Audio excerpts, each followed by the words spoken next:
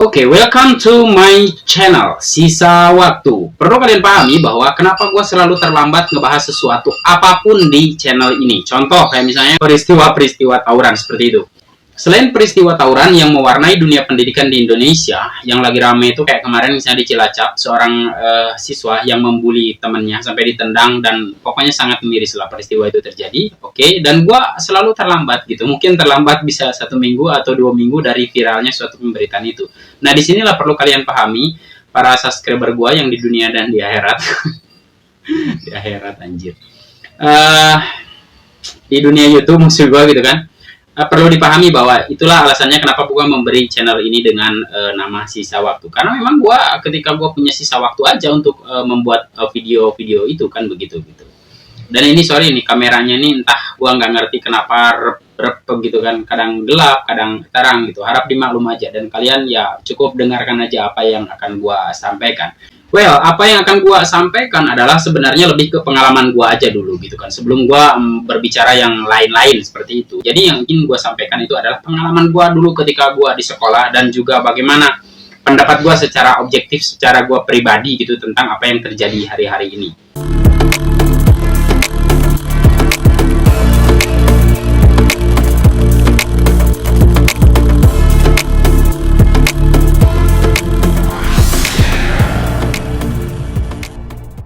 Nah, jadi dulu pada tahun 2003-an lah ya kurang lebih, gua itu masih ada di bangku sekolah SMP atau MTS lah pada zaman dulu tuh. Ada MTS, ada SMP dan sebagainya ya. Sekolah kejuruan tingkat pertama lah gitu ya. Gua tuh sebenarnya ngalamin hal yang sama gitu. Gua pernah digampar sama teman kelas, bolak-balik muka gue dan lain sebagainya pokoknya itu gitu. Dan kalau misalnya seandainya gitu ya, sekarang gua ketemu sama orang yang melakukan itu ke gua injek kepalanya dan gua ludahin mukanya tuh gitu kan.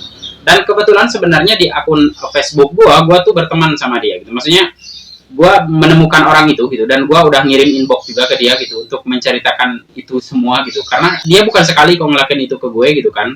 Dan sekarang di mata gua dia walaupun udah pakai sorban, udah pakai peci, nggak peduli berapa juta orang anggap dia sebagai ustadz, kalau seandainya dia jadi ustadz gitu ya.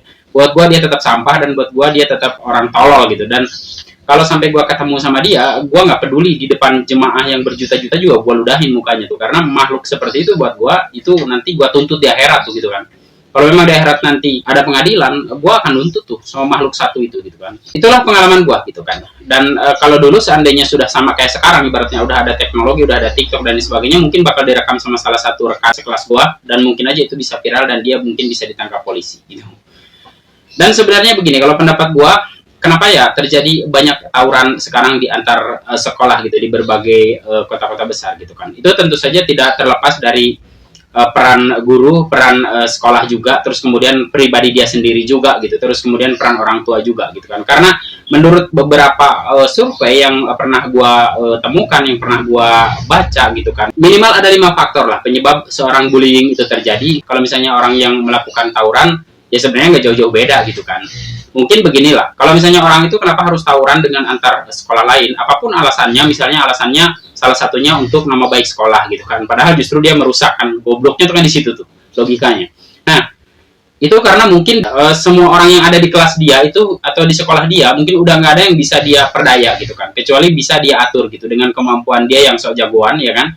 Kemudian dia mengatur teman-temannya untuk yuk kita nyerang sekolah anu, yuk kita tawuran gini gitu. Untuk menunjukkan eksistensi dirinya yang sebenarnya dia itu orang yang sangat ya selain tolol, goblok, terus kemudian dia juga apa ya salah aja sih gitu di dalam berpikirnya gitu. Tapi terlepas dari salahnya dia di dalam cara berpikir ya, menurut gua gurunya itu sendiri juga harus memberikan pengarahan kepada dia tentang bagaimana sih yang disebut dengan cara berpikir terus berperilaku gitu.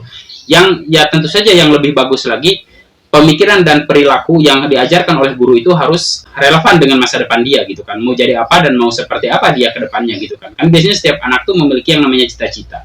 Nah, kalau misalnya seorang guru udah tahu cita-cita si anak itu apa, dia harus bisa mengarahkannya gitu. Kalau misalnya pengen cita-cita jadi polisi gitu kan. Satu, syaratnya lu nggak boleh tatoan, gigi lu juga harus nggak boleh bolong, ibaratnya kan gitu.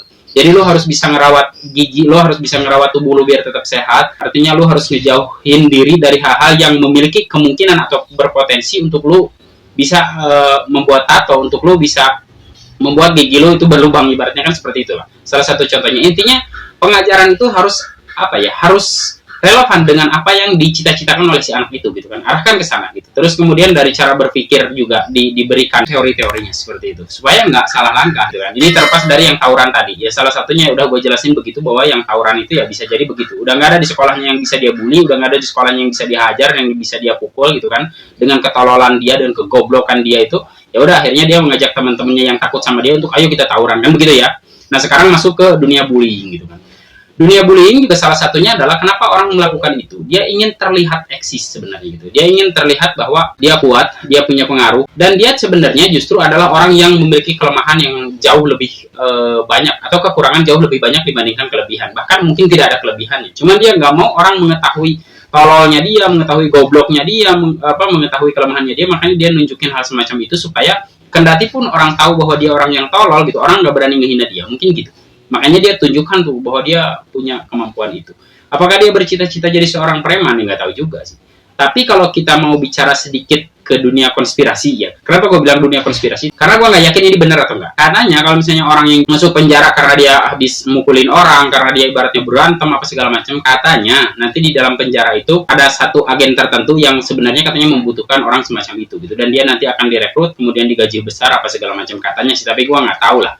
Nah, contoh misalnya orang ini nih ngelakuin kejahatan yang sangat luar biasa. Kemudian dia masuk penjara, katanya keluar dari penjara itu bakal ada orang yang mendatangi dia, yang memanfaatkan keberaniannya dia gitu kan, untuk menjalankan bisnis haram. Biasanya kan katanya begitu gitu kan. Tapi ya entahlah, terlepas dari itu semua ya, yang melakukan bullying ini adalah orangnya goblok aja kalau menurut gua gitu kan. Nah jadi dia ingin eksis begitu ya. Terus alasan kedua katanya adalah tekanan gitu kan. Nah, masalahnya ketika gue mendapatkan bullying, ini di masa lalu gue dulu, gue kan hidup di salah satu, katakanlah pondok pesantren, tapi berbasis yayasan yang gratis. Artinya gue nggak usah mikirin biaya tiap bulan, gue nggak usah mikirin biaya tiap hari seperti itu ya, selama ada di yayasan itu gitu kan. Beda lagi kalau kita kabur keluar gitu kan, kayak yang gue lakuin juga gitu. Nah, orang yang ngelakuin itu ke gue, yang melakukan kekerasan ke gue itu, adalah orang yang bertempat tinggal sama kayak gue. Jadi kita ditinggal di dalam satu asrama gitu. Dan dia itu tidak pernah mendapatkan, sepenglihatan gue, dia tidak pernah mendapatkan sikap-sikap diskriminasi dari sekitarnya gitu. Karena dia dianggap orang yang cukup kuat gitu. Tapi masalahnya kenapa dia ngelakuin itu ke gue gitu kan. Mungkin karena dia ngerasa bahwa apa yang gue lakuin ini membuat orang lebih perhatian ke gue, mungkin gitu. Atau mungkin maksud gue, dia ngerasa tidak nyaman dengan keasikan gua gitu, sementara dia sendiri mungkin ngerasa nggak asik gitu, atau mungkin dia punya problem lain dan dia nggak bisa mencurahkan atau mengekspresikan problem itu, maka dia ekspresikan ke gua permasalahan itu gitu. Kalau misalnya dibilang apakah karena tekanan dari orang tua, ya di situ nggak ada orang tuanya gitu, dia orang luar Jawa yang ditampung di salah satu panti asuhan kan begitu, nggak ada orang tua di situ gitu kan, dan kita diperlakukan sama oleh pengurus di situ gitu. Tapi kenapa dia ngelakuin itu? Makanya kembali lagi ini mungkin memang udah sifat gobloknya dia aja gitu. Ini sebagai orang tolol ya melakukan itu ke gua gitu kan. Jadi untuk alasan karena tekanan orang tua nggak selalu juga gitu. Lagi pula gini, kayak contoh kecil gua dulu dididik sama orang tua gua itu beda dengan adik gua dididik sama orang tua gua, maksudnya khususnya bapak gua gitu. Gua dulu ketika kecil tuh kalau misalnya ngelakuin hal yang tidak begitu disetujui oleh bapak gua, itu gue sampai dipukul pakai kayak macam pohon batang kecil gitu, dipukul supaya gue nggak ngelakuin lagi hal itu gitu. Dan itu tidak membuat gue menjadi dengki, menjadi pemarah ke orang, menjadi suka mukulin orang, nggak membuat gue kayak gitu gitu loh. Walaupun gue waktu kecil beda kayak gue sekarang ke anak gue, kalau misalnya dia ngelakuin hal yang bagus tuh gue puji gitu. Gue dulu nggak pernah ada istilahnya semua orang tua, wah anak bapak pinter, anak bapak hebat gini-gini, itu nggak ada gitu. Walaupun gue di sekolah, di zaman dulu tuh zaman gue ada yang namanya sekolah jamiah ya, maksudnya sekolah jamiah itu sekolah agama. Itu tuh gue dari kelas 0, karena di sekolah agama tuh nggak ada kelas 1 ya, adanya kelas 0 sampai kelas 5. Nah itu dari kelas 0 sampai kelas 5, itu gue tuh juara. Tapi gue nggak pernah dengar tuh celetuk atau ucapan dari ibu atau bapak gue, anak bapak pintar, anak ibu pintar bisa dapat juara 1, itu nggak ada. Pujian-pujian semacam itu tuh nggak ada. Tapi apapun yang mereka lakukan, kalau memang gue nanggapnya merespon semua itu adalah untuk kebaikan, dan begitulah cara mereka untuk memperbaiki gue, untuk supaya gue menjadi orang yang kuat mentalnya, ya gue nggak jadi seorang pribadi yang mukul orang gitu, yang nganiaya orang di sekolah, itu enggak gitu. Jadi ya kembali lagi gitu, apapun yang dilakukan orang tua, ya mungkin ada gitu kan, sebagian yang begitu gitu kan, yang diperlakukan tidak baik oleh orang tuanya, dia membutuhkan perhatian orang tuanya, tapi orang tuanya tidak memberikan itu, dan akhirnya dia mencari perhatian dengan cara yang lain di tempat yang lain gitu kan. Mungkin ada yang seperti itu, tapi yang gue alamin enggak gitu. Intinya apapun yang dia alamin dalam hidup dia, di luar dia melakukan kekerasan tolol itu gitu kan, ya intinya mungkin memang udah jiwanya dia aja yang goblok gitu loh. jiwa dia aja yang aneh gitu kan. Seperti itu kalau pendapat gue gitu. Itu untuk alasan kedua gitu ya. Selain dia cari perhatian, dia juga katanya faktor lingkungan keluarga gitu kan. Terus alasan berikutnya kenapa orang suka melakukan bullying. Kalau menurut peneliti katanya dia memiliki harga diri yang rendah. Jelas sih kalau menurut gue itu jelas banget. Kenapa? Karena orang yang melakukan bullying itu ya orang yang benar-benar menurut gue nggak punya harga diri gitu. Karena apa? Karena biasanya kan secara filsafat orang yang melakukan penghinaan terhadap orang lain justru dia sedang menghinakan dirinya sendiri gitu kan. Nah kalau dia sedang melakukan kekerasan terhadap orang lain, ya kalau seandainya hukum di Indonesia berlaku untuk semua umur, katakanlah dari umur 8 tahun gitu kan, udah bisa pegang golok, udah bisa ngebacok orang, itu berlakukan aja udah hukuman gitu terhadap dia. Jadi kalau misalnya dia ngelakuin itu, ya jelas kan gitu. Dia adalah orang yang memiliki harga diri yang rendah. Berarti dia tidak, oke lah yang 8 tahun mungkin gak ngerti definisi harga diri gitu. Tapi yang untuk umur udah 16 tahun gak mungkin dia gak ngerti gitu loh. Kalau dia pengen dihargai, kenapa dengan cara yang seperti itu? Mungkin begitu, maksudnya dia memiliki harga diri yang rendah. Berupaya meraih penghormatan dari orang lain itu dengan cara yang tolol gitu. Kurang lebih begitu. Dan sebenarnya gue berharap banget ya kepada pelaku bullying itu, mau dia SMP kelas 1 kayak mau dia SD kelas 6 kayak gitu, kelas 5 kayak. Kalau memang dia sudah melakukan hal yang seperti itu, gue pengennya sih itu ada undang-undang yang mengatur bahwa udah tangkap anak itu, masukin ke penjara gitu. Kalau perlu sama orang tuanya untuk nemenin dia. Kalau nggak salah kan memang sudah ada ya aturan itu tuh. Kalau istilahnya di dalam undang-undang tuh ada istilahnya undang-undang 1, terus junto undang-undang sekian kayak gitulah ya. Dan itu mungkin akan membuat mereka itu berpikir 2 kali untuk melakukan itu gitu. Karena kan di kita tuh ada istilahnya HAM, terus kemudian ada undang-undang perlindungan anak gitu kan. Menurut gua, anak yang seperti apa sih yang harus dilindungi gitu. Kalau udah bajingan dari usia SMP semacam itu, udah kalau kata gua udah berikan hukuman yang berat. Kalau perlu ya udah nggak usah dikeluarin lagi dari penjara gitu. Apa iya harus sekejam itu? Ya memang gitu. Ada istilah kan yang mengatakan kalau ingin sesuatu itu ada perubahan yang lebih baik, ya tidak menutup kemungkinan gitu kan. Harus ada satu tindakan yang kontroversial gitu kan. Kayak gitulah kurang lebih gitu. Sama kayak kita juga ingin merebut kemerdekaan dari tanah ini berapa banyak kan gitu kan. Untuk kita supaya apa ya? Untuk kita memenuhi harapan kita menjadi warga negara Indonesia yang lebih baik, berapa liter darah yang tertumpah, terus berapa nyawa yang melayang gitu demi meraih kemerdekaan gitu kan. Nah sama orang yang seperti itu juga ya udah jadiin korban aja gitu, anggap aja dia sebagai tumbal gitu kan, untuk supaya Indonesia jadi lebih baik secara perilaku dan sebagainya kan begitu. Kalau gue sih begitu gitu pikirannya. Kenapa? Karena gue jengkel aja gitu sama pelaku-pelaku kayak gitu kan. Karena ditambah lagi maksud gue sendiri ngalamin hal semacam itu dari si tolol itu gitu. Yang kalau sampai ketemu gue sama orang yang sekarang, ya itu tadi gue ludahin mukanya gitu, gue injek palanya tuh gitu kan. Karena apa? Sakit loh, hati gue tuh sampai sekarang juga masih sakit. Dan untuk orang yang namanya Jabir itu, orang Maluku dia, itu gue sampai akhirat pun akan nuntut dia gitu. Terus kemudian menurut peneliti juga mengatakan, katanya mungkin dia juga pernah menjadi korban. Kalau memang benar dia pernah menjadi korban bullying gitu kan, pernah menjadi korban perundungan, seharusnya dia itu bisa merasakan bagaimana rasanya menjadi korban perundungan gitu loh. Tapi ini kok malah dia melakukan hal yang sama, seolah-olah apakah mungkin dia pemikirannya bahwa lu harus ngerasain apa yang gua rasain. Pertanyaannya gini, di dalam dunia film aja gitu kan, orang yang sakit hati itu gitu kan, dia membalaskan dendam kepada pelaku bukan kepada orang lain kan gitu. Nah dia kalau misalnya pernah menjadi korban bullying, kenapa dia nggak melakukan itu nggak membalaskan dendamnya itu kepada orang yang melakukannya, kepada dia sendiri gitu kan. Gini, kalau misalnya gue masih kecil nih, usia 13 tahun, gue masih SMP, yang melakukan bullying ke gue itu ibaratnya anak SMA yang udah usia 18 tahun. Kan suatu saat nanti anak SMA tuh ada usia dia 40 tahun, dia ada usia nanti di umur 30.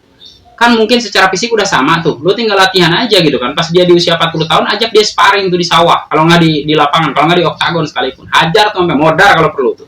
Jadi jangan jangan lu ngelakuin itu kepada orang lain gitu loh. Yang ngelakuin itu ke lu siapa, kenapa lu malah balas dendamnya ke orang lain gitu. Ini kan kegoblokan yang lebih tolol lagi kalau menurut gua gitu kan. Jadi kalau memang dia pernah menjadi korban bullying gitu kan, harusnya dia merasakan bagaimana penderitaannya itu gitu. Jadi jangan lu juga pengen orang merasakan hal yang sama seperti itu gitu. Kalau perlu, kalau memang biar lu bisa puas dengan membalaskan dendamnya kepada orang yang ngelakuin itu ke lu gitu. Lu lakuin itu aja ke dia tuh, bully lagi tuh dia tuh di usianya yang nanti udah sama-sama gede secara fisik. Kalau usia beda 10 tahun kan, 30 sama 40 tahun masa nggak berani kan gitu. Ribut tuh injek-injek kepalanya kan begitu kasarnya gitu kan. Walaupun ini mungkin bisa dibilang ini nggak akan pernah menyelesaikan masalah. Di sini juga gue bukan ngebacot untuk soal penyelesaian masalah kan sebenarnya gitu. Tapi gue ingin menyampaikan, harusnya orang yang pernah jadi korban bully jangan ngebully orang gitu loh. Gue kan pernah jadi korban bully, tapi kapan gue ngebully orang? Enggak kan gitu kan. Harusnya kan begitu gitu. Kalaupun ibaratnya gue pengen ngebully, ya pengen ngebully orang yang pernah ngebully gue lagi gitu. Gue pengen ngebully dia gitu kan. Apalagi dia sekarang udah pakai sorban, udah pakai peci, itu udah lagunya kayak ustad. Tapi gue pengen ludahin dia di depan muka umatnya sekalian gitu kan, depan pengikutnya sekalian gitu. Sambil gue bilang, lu mau mukul gue lagi sekarang, lu gue patahin leher lu gitu kan.